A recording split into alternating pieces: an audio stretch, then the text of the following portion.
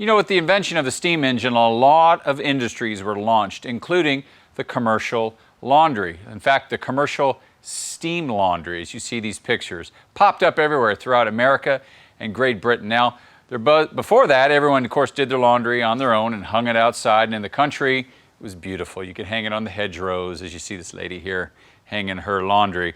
But in the cities, you hung your laundry in between the apartments and all that, and with all the mechanization and industrial revolutioning going on, we had smokestacks and pollution falling on clothes.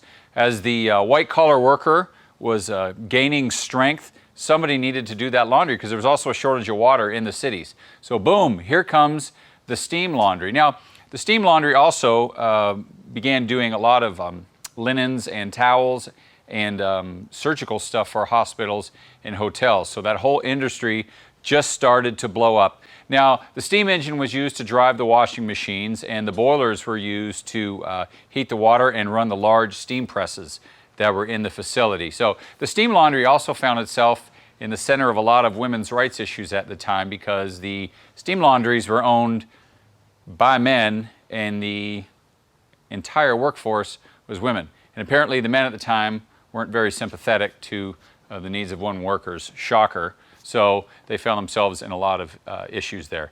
Now, steam laundries grew and grew and grew until, like many things, along came a new invention. So the electric washing machine that would now go in your house was invented, and then steam laundries started to dwindle down. So maybe you knew about steam laundries in the Industrial Revolution, but if you didn't, you do now because you watch Steam Culture this week.